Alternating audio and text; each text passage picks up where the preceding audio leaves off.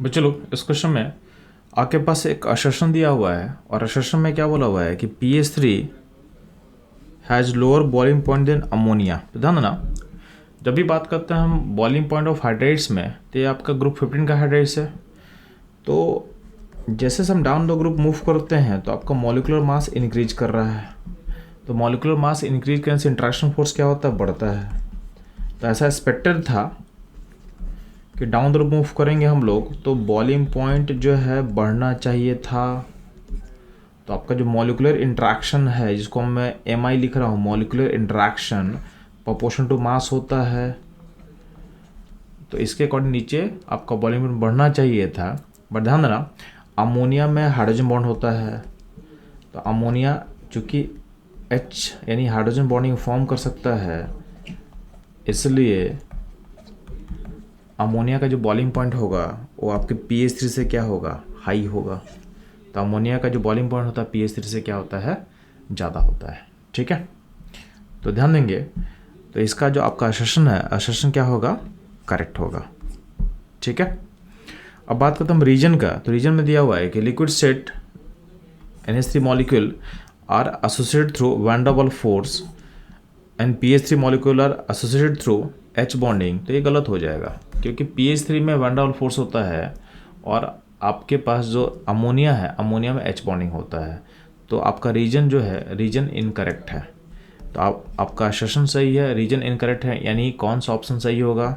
तो ऑप्शन जो सही होने वाला है, ये सही होने वाला है आपका 3।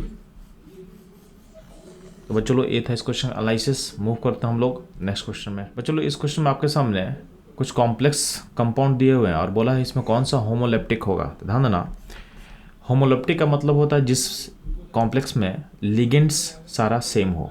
तो यहाँ ध्यान देंगे, ऑप्शन जो 4 है, 4 में जो सारा लिगेंड है CN है, यानी ये आपके होमोलेप्टिक कॉम्प्लेक्स में इसको आप काउंट कर सकते हो। जिसका करेक्ट आंसर होगा 4। तो ये था इस क्वेश्चन का सॉल्यूशन। बच्चों लोग मूव करते हैं हम लोग अगले क्वेश्चन में। बच्चों ध्यान दोगे, इस क्वेश्चन में आपके सामने एक मैच द कॉलम दिया हुआ है। लेफ्ट साइड में कुछ रिएक्शन दिया हुआ है और राइट साइड में रिएजेंट्स दिए हुए हैं जिससे आपको मैच करना है। तो जो पहला जो मैच मुझे देखना है, तो यहाँ पे एस्टर जो है, एस्टर को मुझे कन्वर्ट करना है एल्डिहाइड में। तो एस्टर को एल्डिहाइड में कन्वर्ट करने के लिए रिएजेंट बेसिकली इन चारों में अप्लीकेबल होगा डाइबल H। तो डाइबल H से रिएक्शन करने पर होता क्या है कि आपका जो एस्टर का पार्टिकल होता है, अगर इसमें डाइबल H ऐड करते हैं तो आपका बॉन्ड जो है यहाँ से क्लीव करोगे, यहाँ से तोड़ोगे और यहाँ पे एक अल्डिहाइड पार्टिकल क्रिएट होगा और एक बनता है अल्कोहल पार्टिकल। ठीक, यानी A के लिए 3 होगा। अब A के लिए आपका 4 होने वाला। बच्चों लो, अब A का जो 4 होगा तो A का 4 आपके पास दो जगह है, 1 और 3 में। नेक्स्ट हम लोग मैच करते हैं। तो B में क्या है, आपके पास कीटोन है, कीटोन को आप रिड्यूस करो अल्केन में। ये कौन सा काम करेगा, तो गिवन रिएजेंट में से जो क्लेमेंसन रिडक्शन का रिएजेंट है जिंक के जी कॉन्क HCl, इससे काम हो सकता है। तो B के लिए 2 हो जाएगा 2। तो आपका A के लिए 4 होगा, B के लिए क्या होगा, B के लिए होगा 2। तो आपके पास 1 और 3 दोनों में सेम चीज़ दिया हुआ है। नेक्स्ट मूव करते हैं हम लोग C में।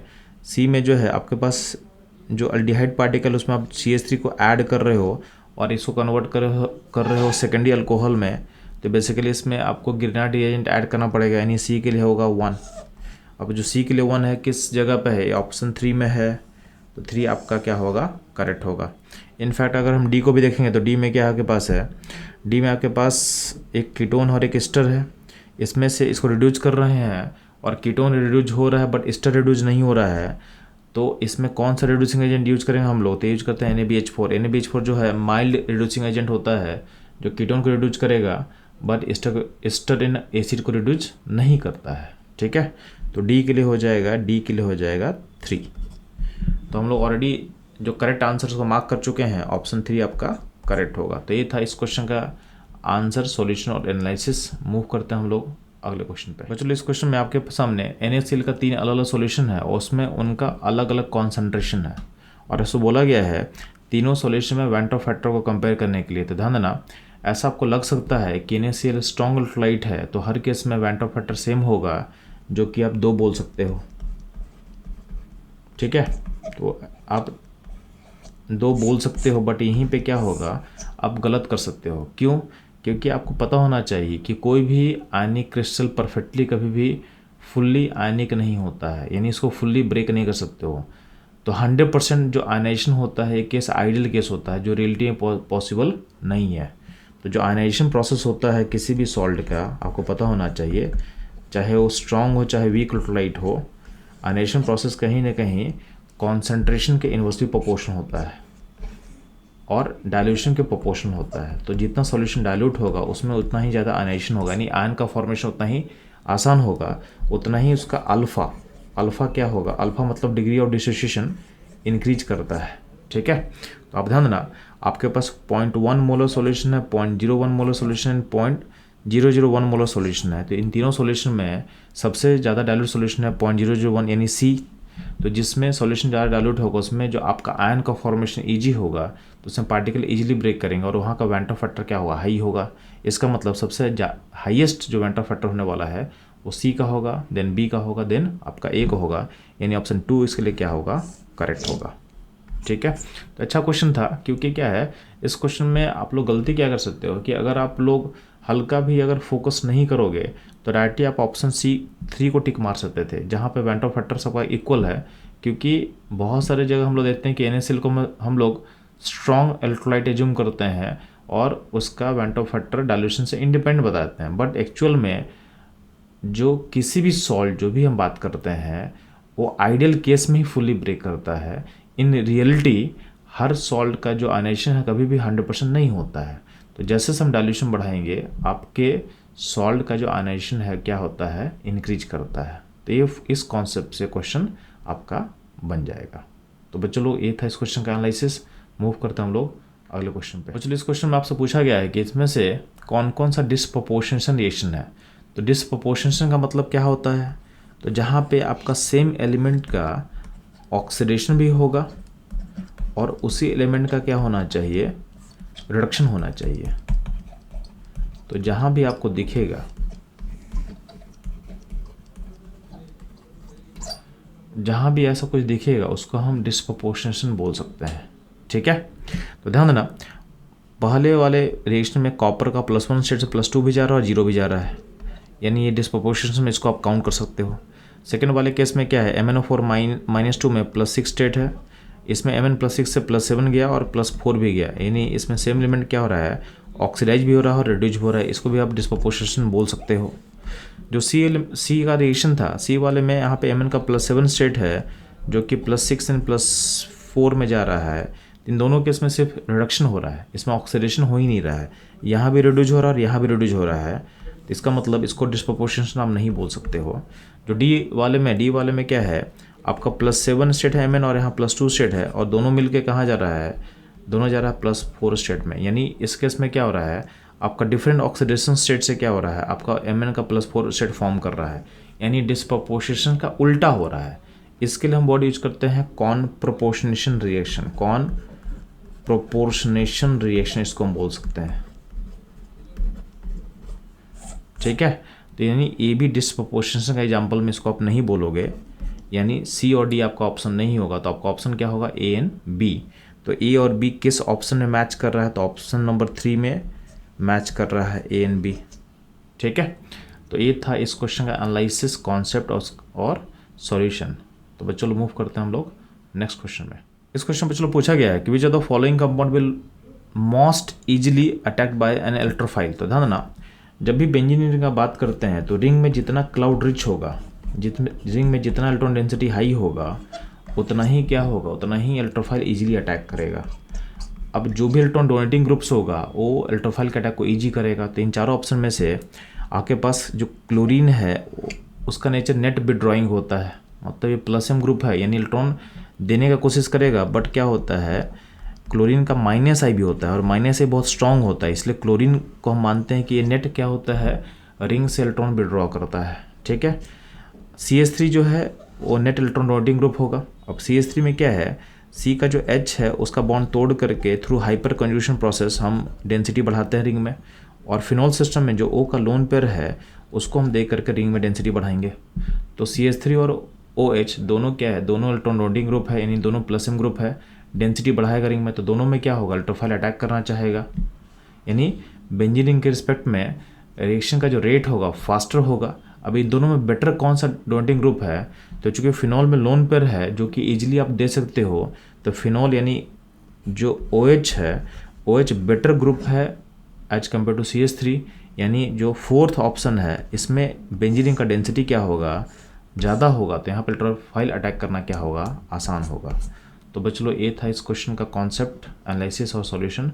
मूव करते हैं हम लोग नेक्स्ट क्वेश्चन में। बच्चों इस क्वेश्चन में आपके सामने दो स्टेटमेंट दिया हुआ है। तो पहले स्टेटमेंट में बोला हुआ है कि NH2 group in aniline is ortho in para directing in powerful activating group. तो ये सही है, क्योंकि आपके पास क्या है कि बेंजीन में जो NH2 होता है उसके पास लोन पेयर होता है, और through resonance process lone pair क्या होता है, रिंग में आप दे सकते हो, यानी NH2 जो ग्रुप है वो +M ग्रुप या +R ग्रुप इसको आप बोल सकते हो, इसकी तरह बिहेव करेगा। और ये पावरफुल एक्टिवेटिंग ग्रुप होता है, यानी आपका रिंग को एक्टिवेट करेगा इलेक्ट्रोफिलिक रिएक्शन करने के लिए, यानी रिंग के डेंसिटी को काफ़ी ज़्यादा बढ़ा देता है। तो यानी आपका सेशन, यानी आपका जो स्टेटमेंट 1 है वो क्या हो गया, करेक्ट हो गया। हम बात करते हैं स्टेटमेंट 2 का। तो ध्यान देना, जो एनिलीन हो डज नॉट अंडरगो फ्रीडरक्राफ्ट रिएक्शन। तो ध्यान देना, जब भी बात करते हैं हम लोग फ्रीडरक्राफ्ट रिएक्शन में, तो उसमें हम लोग क्या करते हैं, AlCl3 कैटलिस्ट के फॉर्म में यूज करते हैं, चाहे वो अल्काइलेशन हो चाहे एसाइलेशन हो। तो ध्यान देना, जब भी इस कैटलिस्ट का हम यूज करते हैं तो ये कैटलिस्ट जो है इसमें जो एल्युमिनियम पे वैकेंट p ऑर्बिटल खाली होता है, यानी यहाँ पे एक वैकेंट p खाली होता है, वैकेंट p ऑर्बिटल क्या होगा, खाली होगा एल्युमिनियम पे। तो ये काम करता है जो लेविस एसिड। और आपको पता है कि आपका एनिलीन का जो N है उस पर लोन पेयर है,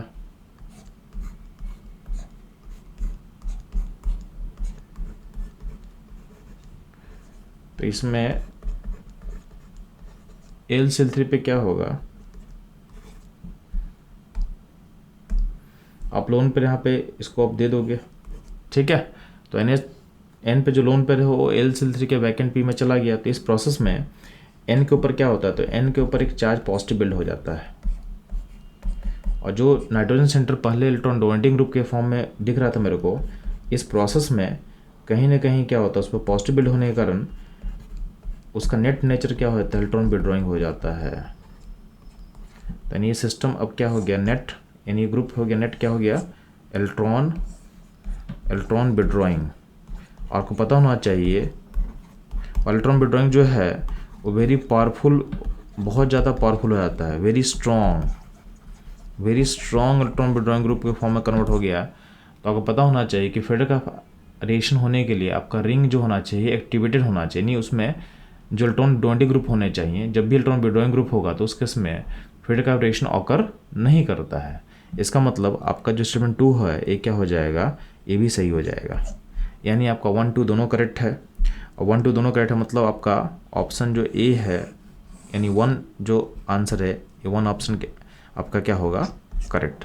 तो बच्चों ये था इस क्वेश्चन का कॉन्सेप्ट, एनालिसिस और सॉल्यूशन। मूव करते हैं हम लोग नेक्स्ट क्वेश्चन में। बच्चों यहाँ पे इस क्वेश्चन में आपके सामने दो स्टेटमेंट है। पहला स्टेटमेंट क्या बोला गया है कि निकल का जो वाटर के साथ कॉम्प्लेक्स है NiH2 ये ग्रीन कलर का होता है। तो ध्यान देना, निकल जो +2 स्टेटमेंट नॉर्मली ग्रीन होता है, तो आपका जो पहला स्टेटमेंट है करेक्ट है, ठीक है।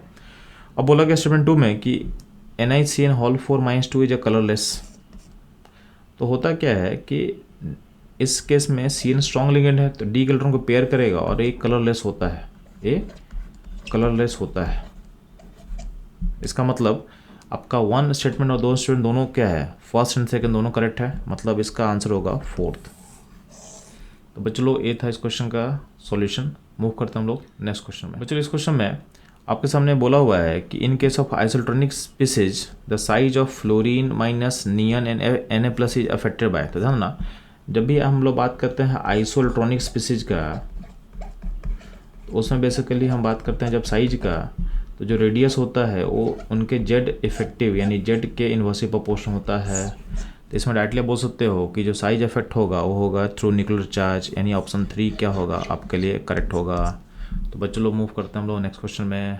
बच्चों इस क्वेश्चन में आपके सामने डी ब्रोगली वेवलेंथ के साथ जो रिलेशन है उसका यूज करके एक कुछ ग्राफ्स दिए हुए हैं, और बोला कि कौन सा ग्राफ या कौन सा रिलेशन करेक्ट है। तो ध्यान देना, आपके पास पता है कि डी ब्रोगली वेवलेंथ होता है λ = h/p। h यहाँ पे होता है प्लैंक कांस्टेंट, तो तो और p होता है मोमेंटम, लेमडा होता है वेवलेंथ। तो ध्यान देंगे lambda into p equal to h होगा प्लैंक कांस्टेंट, जो कि होता है कांस्टेंट। तो जब भी दो वेरिएबल का पार्ट कांस्टेंट होता है तो ग्राफ कैसा होगा, तो lambda into p equal to अगर कांस्टेंट होता है, इसका मतलब जो ग्राफ होगा हाइपरबोला ग्राफ होगा। यानी अगर एक क्वांटिटी बढ़ेगा दूसरा क्या होगा, घटेगा। तो लेमडा वर्सेस अगर हम पी का ग्राफ ड्रॉ करेंगे तो अगर मोमेंटम बढ़ेगा तो लेमडा क्या होगा, डिक्रीज करेगा, यानी ग्राफ ऐसा कुछ होगा। अब ये रिलेशन केस में वैलिड है। तो आपके ऑप्शन में ग्राफ उतने अच्छे तरह से बनाया नहीं हुआ है, तो अगर हम देखेंगे गिवन कंडीशन पे तो आपका जो ऑप्शन 4 है वो करेक्टली मैच कर सकता है। यानी ग्राफ को थोड़ा सा ऐसे इसमें होना चाहिए था ऑप्शंस में, ठीक है। तो ऑप्शन 4 जो है मैच करेगा, यानी एक वेरिएबल बढ़ेगा तो दूसरा वेरिएबल क्या होगा, घटेगा, ठीक है। अगर आपका मैथमेटिक्स है, ठीक है, मैथमेटिक्स आपका स्ट्रांग है, तो ये जो ग्राफ है इस ग्राफ के नेचर को हम बोलते हैं कि ये हाइपरबोलिक ग्राफ है। और जो हाइपरबोला है एक खास तरह का हाइपरबोला होता है। इस हाइपरबोला को हम बोलते हैं रेक्टेंगुलर हाइपरबोला। क्या बोलते हैं बच्चों लोग, रेक्टेंगुलर हाइपरबोला। और आपको अगर मैथमेटिक्स आपका स्ट्रांग है तो आपको पता होना चाहिए रेक्टेंगुलर हाइपरबोला का जो इसेंट्रिसिटी होता है वो आपको पता होना चाहिए कितना होता है बच्चों लोग। तो आप इसको √2 बोल सकते हो।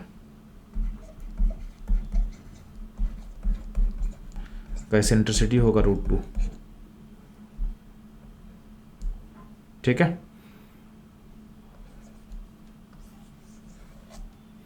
तो ध्यान है बच्चों लोग, तो ये था इस क्वेश्चन का एनालिसिस। मूव करता हम लोग नेक्स्ट क्वेश्चन में।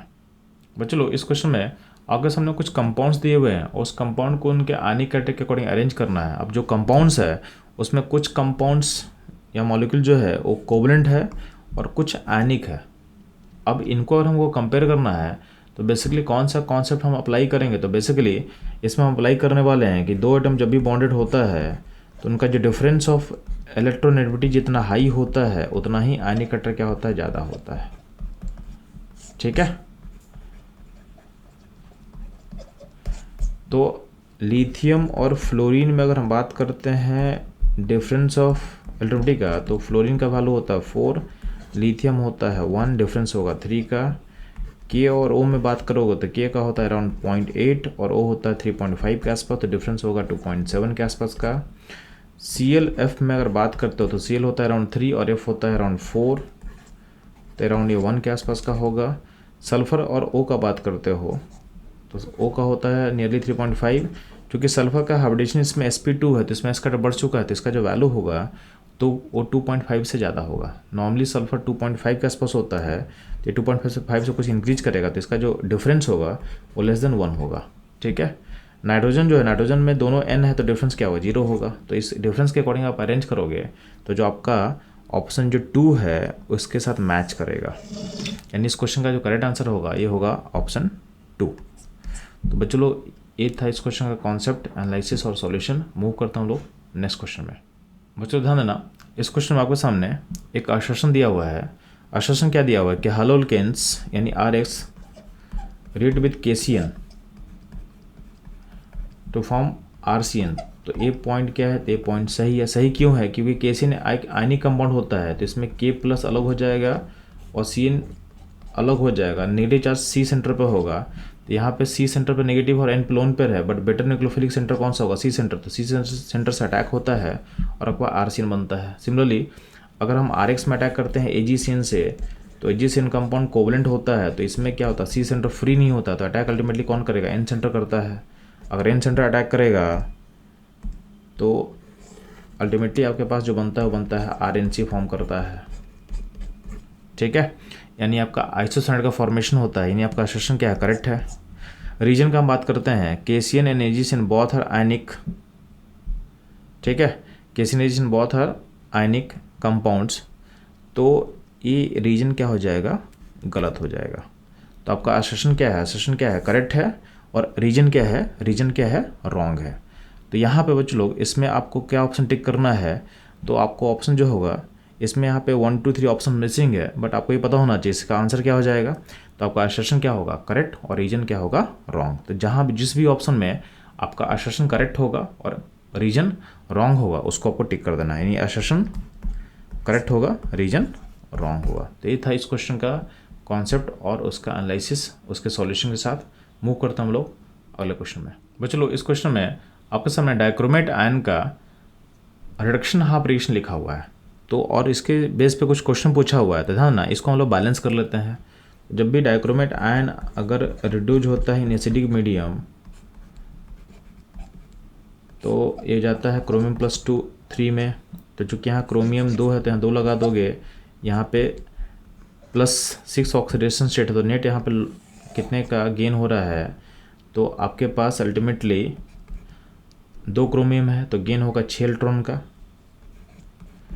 और यहाँ पे चार्ज -2 है और यहाँ पे चार्ज क्या है +6 है। चार्ज को बैलेंस करने के लिए H+ है, तो H+ कितना लेंगे आप 14 लेंगे, और वाटर कितना बनेगा 7:2 बनेगा। तो आपको अगर XY, तो X किसका कोफिशिएंट था बच्चों, X था H का, तो X होगा 14, आपका Y था 6, तो X 14 है, Y 6 है, ठीक है। देन जो Z होगा, Z यानी वाटर जो है, तो Z जो होगा Z होगा 7, ठीक है। और जो A अननोन है, A अननोन होगा Cr+3, यानी ये 14 है, ये 6 है, ये क्रोमियम और ये 7 है। तो आपका जो करेक्ट ऑप्शन मैच करेगा, A मैच करेगा 2 के साथ। तो बच्चों ये था इस क्वेश्चन का कॉन्सेप्ट, एनालिसिस और सॉल्यूशन। मूव करते हैं हम लोग नेक्स्ट क्वेश्चन में। बच्चों इस क्वेश्चन में आपका स्टेटमेंट 1 क्या दिया हुआ है, amino benzene and aniline are same organic compound. सही है, क्योंकि दोनों कंपाउंड सेम ही है। और स्टेटमेंट 2 क्या दिया हुआ है, amino benzene and aniline are different organic compound. ये गलत हो जाएगा, यानी आपका स्टेटमेंट 1 सही होगा और 2 क्या हो जाएगा, गलत हो जाएगा, ठीक है। यानी 1 करेक्ट एंड 2 इनकरेक्ट। इसका मतलब क्या होगा, आपका जो फर्स्ट ऑप्शन है ये क्या होगा, सही हो जाएगा। तो बच्चों लोग ये था इस क्वेश्चन का आंसर। मूव करता हूँ लोग नेक्स्ट क्वेश्चन में। बच्चों इस क्वेश्चन में आपसे बोला गया है कि in Kjeldahl method for estimation of nitrogen, जो कॉपर सल्फेट होता है वो किसकी तरह एक्ट करता है ना, जो कॉपर सल्फेट होता है जेलदाल मेथड में वो काम करता है जो कैटालिटिक एजेंट की तरह। तो बच्चों ये था इस क्वेश्चन का आंसर एंड सॉल्यूशन। मूव करता हूँ लोग अगले क्वेश्चन में। ध्यान बच्चों लोग आपके सामने एक स्टेटमेंट 1 दिया हुआ है, तो इस 1 में क्या बोला गया, potassium hydrogen phthalate is the primary standard for the standardization of sodium hydroxide solution. तो आपका जो पहला स्टेटमेंट है करेक्ट है। हम सेकंड का बात करते हैं। सेकंड बोला गया in titration phenolphthalein can act as indicator, ये भी सही है। फिनोल्फथालीन जो है आपके टाइट्रेशन में इंडिकेटर तक काम करता है। इसका जो कलर होता है एसिडिक मीडियम में क्या होता है बच्चों लोग, इसका कलर होता है कलरलेस, और बेसिक मीडियम में इसका कलर होता है पिंक कलर का। तो आपका स्टेटमेंट 2 भी करेक्ट है। तो ध्यान देंगे दोनों आपका स्टेटमेंट क्या करेक्ट है, तो आपका जो ऑप्शन होगा ऑप्शन 2 जो होगा हमारा करेक्ट आंसर होगा। तो बच्चों लोग ये था इस क्वेश्चन का सॉल्यूशन। मूव करता हूँ लोग नेक्स्ट क्वेश्चन में। बच्चों इस क्वेश्चन में आपके सामने कुछ कंडीशन दिया हुआ है। तो कंडीशन क्या है कि बोला गया free expansion of an ideal gas under adiabatic condition. तो एडियाबेटिक कंडीशन मतलब क्या होगा, Q 0 होगा, यानी हीट एक्सचेंज 0 है। फ्री एक्सपेंस का मतलब क्या होता है, वर्क क्या होता है, वर्क 0 होगा। तो Q और वर्क 0 हो चुका है, तो आपका अल्टीमेटली डेल्टा यू भी क्या होगा, 0 होगा। Q 0 है, वर्क 0, तो डेल्टा यू भी क्या होगा, फर्स्ट लॉ से 0 हो सकता है। आप बोल सकते हो ना कि Q + W = क्या होता है, डेल्टा यू। तो Q 0 है, W 0 है, मतलब डेल्टा यू भी 0 होगा। डेल्टा यू जो है वो कहीं ना कहीं प्रोपोर्शनल डेल्टा टी होता है। डेल्टा अगर यू 0 होगा तो डेल्टा टी का वैल्यू भी क्या होगा, 0 होगा। इसका मतलब ऑप्शन जो 4 है करेक्ट होगा। ये बहुत फेमस क्वेश्चन है, ये क्वेश्चन बार बार रिपीट होता है थर्मोडायनामिक्स में। इस क्वेश्चन को आप थॉरली पढ़ लो, क्योंकि क्वेश्चन 2-3 बार ऑलरेडी आ चुका है आपके पास्ट में। तो बच्चों ये था इस क्वेश्चन का analysis, concept and solution. Move करते हैं हम लोग नेक्स्ट क्वेश्चन में। बच्चों इस क्वेश्चन में आपको सामने दिया हुआ है कि टॉल्यून को जब ट्रीट करते हो सिल टू सनलाइट से और उसको हार्डलाइज करते हो तो क्या बनेगा। तो ना ये बेसिकली अगर पता होगा तो ये रिएक्शन आपके एनसीईआरटी में दिया हुआ है, और ये आपके बेंजल्डिहाइड के प्रिपरेशन का कॉमर्शियल मेथड है। इस केस में जब सिल टू सनलाइट से ट्रीट करते हो तो आपका जो ए बनता है, ए को मैं यहाँ दिखा रहा हूँ, ए बनता है ऐसा कुछ। इसमें आप जो यहाँ पे डालते हो, इसमें 2 सील जोड़ते हैं और उसका हाइड्रोलाइसिस करने के बाद आपके पास बनता है बेंजल्डिहाइड। तो ये बेंजल्डिहाइड के बनाने का कॉमर्शियल मेथड एनसीईआरटी में ऑलरेडी मेंशन किया हुआ है। तो आपको एनसीईआरटी अगर थॉरली पढ़े हो तो क्वेश्चन कभी गलत नहीं होगा। यानी आपका जो आंसर करेक्ट मैच करेगा, ये मैच करेगा 2 के साथ। तो बच्चों ये था इस क्वेश्चन का एनालिसिस एंड सॉल्यूशन। मूव करते हैं हम लोग अगले क्वेश्चन पे। बच्चों ध्यान देंगे, इस क्वेश्चन में आपके सामने एक डीएनए का स्ट्रैंड दिया हुआ है जिसके पास सीक्वेंस क्या दिया हुआ है ATGC-TTCA, और आपको इसका कॉम्प्लीमेंट्री स्ट्रैंड का जो बेस पेयर्स उसको पता करना था। ध्यान देना, ए का कॉम्प्लीमेंट्री टी होता है और जी का होता है सी। तो इसके बेसिस पे ध्यान देना, तो ए के नीचे टी होना चाहिए। तो ए के नीचे टी कितने जगह ऑप्शन दिया हुआ है? एक ही जगह दिया हुआ, ऑप्शन 1 में। तो अगर ऑप्शन 1 के बाकी को आप देखोगे तो बाकी भी मैच करता चला जाएगा, यानी जो टी के अपोजिट में ए होगा, जी के अपोजिट में सी होगा, सी के अपोजिट में जी होगा, तो ये परफेक्टली मैच कर रहा है। तो बस एक कॉम्प्लीमेंट्री पेयरिंग अगर आपको पता होता तो ये क्वेश्चन बहुत ईजिली आपसे बन जाएगा। तो बच्चों इसका आंसर जो करेक्ट होगा ये होगा 1। तो बच्चों लोग मूव करते हैं हम लोग नेक्स्ट क्वेश्चन के एनालिसिस पे। बच्चों इस क्वेश्चन में आपके सामने कुछ स्टेटमेंट दिया हुआ है कि जब आयनिक रिएक्शन ऑकर करता है इन ऑर्गेनिक कंपाउंड तो प्रोसीड थ्रू। ध्यान ना, जब भी आयनिक रिएक्शन होता है तो उसमें हाइड्रोलाइटिक क्लीवेज होगा, यानी आपका बी तो पक्का करेक्ट होगा। होमोलाइटिक क्लीवेज होगा नहीं, अगर होमोलाइटिक क्लीवेज होगा नहीं तो रेडिकल फॉर्मेशन होगा नहीं, तो ये सारा ऑप्शन इनकरेक्ट होगा। तो इसका एक ही आंसर करेक्ट ऑप्शन करेक्ट होगा बी, और बी कहाँ मेंशन किया हुआ है? आपके 4th वाले ऑप्शन में, यानी 4th ऑप्शन का क्या होगा? करेक्ट होगा। तो बच्चों लोग ये था इस क्वेश्चन का आंसर। मूव करता हम लोग नेक्स्ट क्वेश्चन पे। बच्चों ध्यान देंगे, आपके सामने जो दिया हुआ है एक आपके आयनिक इक्विलिब्रियम का क्वेश्चन है, और यहाँ पे आपके पास एसिड और बेस का Kb और K दिया हुआ है, और यहाँ ध्यान देना दोनों का Ka और Kb क्या है? इक्वल है। अब आपको पता करना है कि अमोनियम एसीटेट का pH क्या होगा। तो ध्यान देना, अमोनियम एसीटेट जो होता है वो होता है weak acid and weak base का सॉल्ट होता है। इसका जो pH होगा क्या होगा? 7+½ pKa - pKb, ये फार्मूला होता है। अब चूंकि दोनों का pK क्या है? दोनों का K सेम होगा और K भी सेम है, तो दोनों का pK और pKb क्या होगा? सेम होगा। तो दोनों आपस में कैंसिल आउट कर जाएगा। तो इसका pH जो होगा, प्रॉपरली आप सोचोगे तो इसका जो pH होगा ये pH होगा 7। तो इसका आंसर क्या होगा? चलो इसका आंसर होगा 7 हो जाएगा। ठीक है बच्चों, इस क्वेश्चन में आपसे पूछा गया है कि आपके पास कुछ ऑक्साइड्स हैं P ब्लॉक के, और बोला गया है इसमें कौन कौन सा एम्फोटेरिक नेचर का होगा वो बताना है। तो ध्यान देना, जब भी आपके पास क्वेश्चन रहेगा एम्फोटेरिक ऑक्साइड का, तो ध्यान देना आपके पास एक शॉर्टकट मैं दे चुका हूँ आपको ऑलरेडी पहले, मैं उसको रिपीट कर रहा हूँ। तो ये आपके पास एम्फोटेरिक ऑक्साइड का पूरा कंप्लीट लिस्ट है। आपको याद कैसे करोगे? आज आर्सेनिक, सबको एंटीमोनिक ऑक्साइड, जनाबे जडन अली एल्युमिनियम ऑक्साइड ने बेकार मतलब बेरिलियम, कार मतलब क्रोमिक ऑक्साइड, पंजाबी लेड का ऑक्साइड, गाना गैलियम का ऑक्साइड, सुनाया एसन का ऑक्साइड, मन को Mn मतलब मन मतलब मैंगनीज को, भाया मतलब वैंडियम का ऑक्साइड।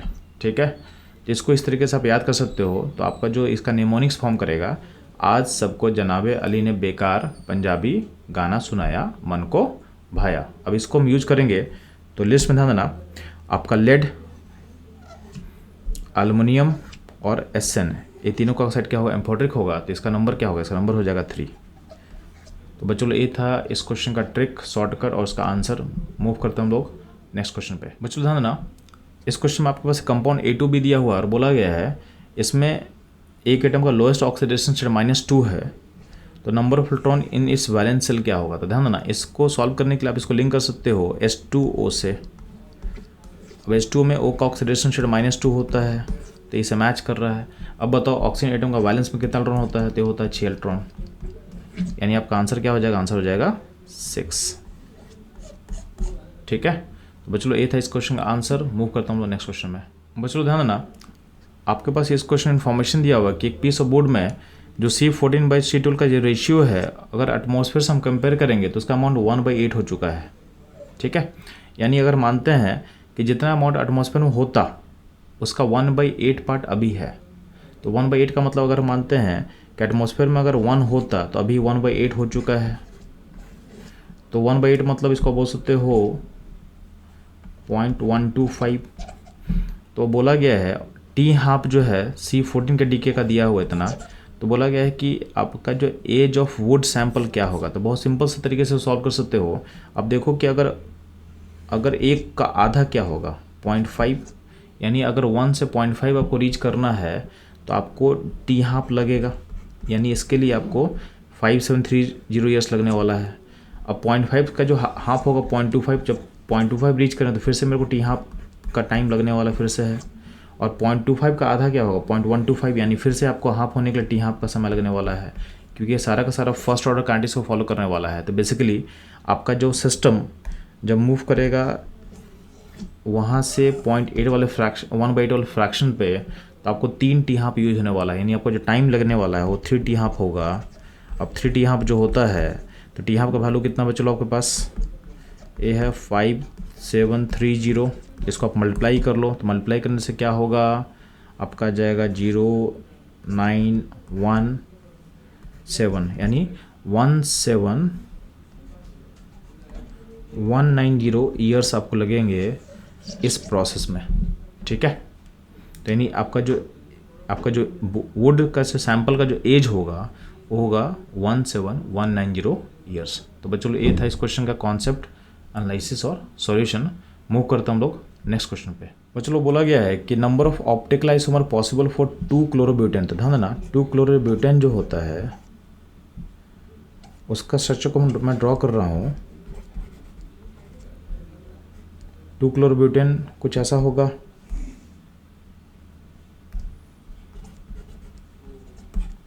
तो आपको देखना है कि इसमें कितना कायरल सेंटर है। तो ध्यान देंगे जिस कार्बन से क्लोरीन जुड़ा हुआ है वो कायरल होगा, तो यहाँ पे एक कायरल सेंटर है, तो एक कायरल सेंटर में क्या होगा इसका डी फॉर्म होगा और एल फॉर्म होगा, और दोनों का दोनों क्या होगा ऑप्टिकली एक्टिव होगा। तो इसमें टोटल 2 ऑप्टिकल आइसोमर्स हो सकते हैं। तो इसका आंसर क्या होगा, चलो इसका आंसर होगा 2। तो बच्चों ये था इस क्वेश्चन का कॉन्सेप्ट, सॉल्यूशन और एनालिसिस। मूव करता हूँ लोग नेक्स्ट क्वेश्चन पे। बच्चों ध्यान देंगे इस क्वेश्चन में आपके सामने एक रिएक्शन दिया हुआ है और रिएक्टेंट का कुछ मिलीमोल दिया हुआ है। तो PbCl2 का मिलीमोल दिया हुआ 72 और 50 मिलीमोल है अमोनियम फॉस्फेट का। आपको बोला है लेड फॉस्फेट कितना बनेगा बताना है। तो ध्यान देंगे ये कॉन्सेप्ट आपका लिमिटिंग रिएजेंट का है, तो लिमिटिंग रिएजेंट का एप्लीकेशन आप करते हो तो ध्यान देंगे तो PbCl2 का अमाउंट को आप 3 से डिवाइड करो तो इसका वैल्यू 24 के आसपास आएगा, और अमोनियम फॉस्फेट के वैल्यू को आप डिवाइड करोगे 2 से तो 25 आएगा।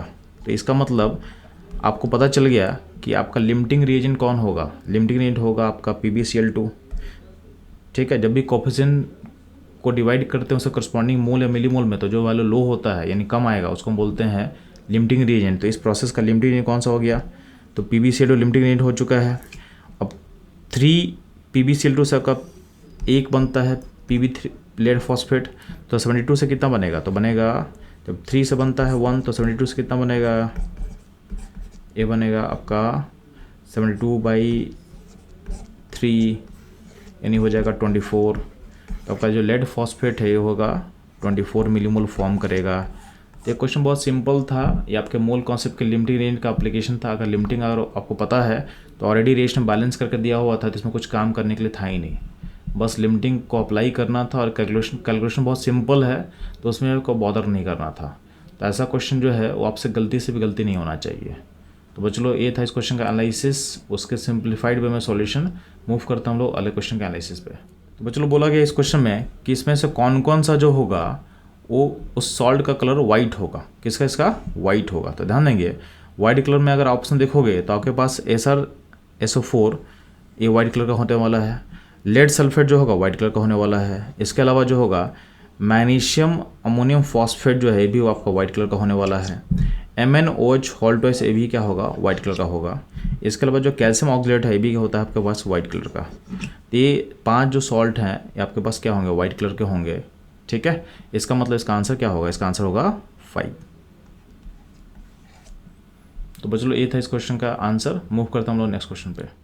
बच्चों इस क्वेश्चन में आपसे बोला गया है कि इसमें से जितने भी ग्रुप मेंशन किए उसमें डीएक्टिवेटिंग कौन है। डीएक्टिवेटिंग मतलब किसका इफेक्ट -M या -R है। तो ध्यान देना जो भी डीएक्टिवेटिंग ग्रुप होते हैं उसको पहचानने का सिंपल तरीका होता है कि अगर उस ग्रुप में जो एटम रिंग से कनेक्टेड हो उस पर चाहे पॉजिटिव होना चाहिए, या फिर उस एटम पे अगर डबल बॉन्ड है या ट्रिपल बॉन्ड है, या अगर वैकेंट ऑर्बिटल खाली है, या फिर CCl3 है, तो ये सारा डीएक्टिवेटिंग होता है। तो ध्यान देंगे जो ये वाला कंपाउंड उसमें डबल बॉन्ड दिख रहा है मेरे को, यानी ये वाला जो कंपाउंड है इससे मैच कर जाएगा। नेक्स्ट ध्यान देना, CN जो है आपके इससे इस कंडीशन से मैच करेगा, तो ये दोनों ग्रुप क्या है, डिएक्टिवेटिंग होंगे जो हमारे कंडीशन से मैच कर रहे हैं। तो इसका आंसर क्या होगा, चलो इसका आंसर होगा 2। तो ये था बच्चों इस क्वेश्चन का कॉन्सेप्ट, एनालिसिस और सॉल्यूशन। मूव करता हूँ हम लोग अगले क्वेश्चन पे। बच्चों ध्यान देना, इसमें गिवन मॉलिक्यूलर आयन से बताना है आपको कि कौन कौन सा बाई पिरामिडल शेप का होगा। तो ध्यान देंगे PF5 and PCl5 and FeCO5, ये सब का सब क्या होगा, बाई पिरामिडल्स होगा, ट्रायगोनल बाई पिरामिडल्स होगा, क्योंकि इसका हाइब्रिडेशन sp3d होता है, ये भी sp3d होगा और ये होगा DsP3, और साथ इसमें कोई लोन पेयर्स नहीं है, तो लोन पेयर नहीं है तो ये अपने ज्योमेट्री को परफेक्टली अडॉप्ट करेगा, ट्रायगोनल बाई पिरामिडल, यानी इसका आंसर क्या होगा, इसका आंसर होगा 3। तो बच्चों ये था इस क्वेश्चन का एनालिसिस, कॉन्सेप्ट और सॉल्यूशन। मूव करते हैं हम लोग अगले क्वेश्चन पे। बच्चों इस क्वेश्चन में आपके सामने इस गिवन रिएक्शन का ई सेल पता करना है। तो ध्यान ना, इसका ई सेल का जो नॉर्थ इक्वेशन बनेगा ये होगा E0 cell minus 0.06/n log Q। तो ये हाइड्रोजन है, तो हाइड्रोजन का जो E0 सेल होता है, तो हाइड्रोजन का जो E0 सेल होता है ये होता है बच्चों 0 होता है, इसको आप 0 बोल सकते हो। तो ई सेल इक्वल टू क्या होगा, तो ध्यान देंगे इस प्रोसेस में इलेक्ट्रॉन कितना है, 2 यूज हो रहा है, प्लस इसका Q लिखो तो Q क्या होगा, Q में क्या होगा, प्रेशर ऑफ H2/H+ का स्क्वायर होगा, H+ जो कॉन्सेंट्रेशन है उसको 1 दिया हुआ तो P होगा 2, और नीचे का होगा 1 का स्क्वायर 1 ही रहेगा, तो Q हो जाएगा 2। इसको पुट करना है तो ई सेल हो जाएगा -0.06/2 log 2। ठीक है, अब log 2 होगा तो ये हो जाएगा -0.03, और log 2 का वैल्यू होता है 0.3 के आसपास, तो ये जो वैल्यू निकल के आएगा ये हो जाएगा 0.009। इसको आप गिवन सिचुएशन के अकॉर्डिंग, यानी गिवन क्वेश्चन में दिया हो कि आपको 10⁻⁻² के फॉर्म में एक्सप्रेस करना है, तो ये हो जाएगा 0.9 × 10⁻⁻² वोल्ट हो जाएगा। यानी आपका जो आंसर होगा यानी यहाँ पे जो फिलअप करना है आपको 0.9 फिलअप करना है। अब जो 0.9 है उसका नियरेस्ट इंटीजर क्या होता है बच्चों, नियरेस्ट इसका इंटीजर होगा 1 होगा। आपके इस गिवन क्वेश्चन में माइनस एन यहाँ लिया हुआ है, तो जो माइनस एन यहाँ पे है वो यहाँ, इसको आप यहाँ से कनेक्ट कर सकते हो। ठीक है, यानी आपका जो आंसर होगा, इसका आंसर होगा नियरेस्ट इंटीजर में 1 और एक्चुअल वैल्यू लोगों तो क्या होगा 0.9। ठीक है, तो बच्चों ये था आपका इस क्वेश्चन का सॉल्यूशन, उसका एनालिसिस।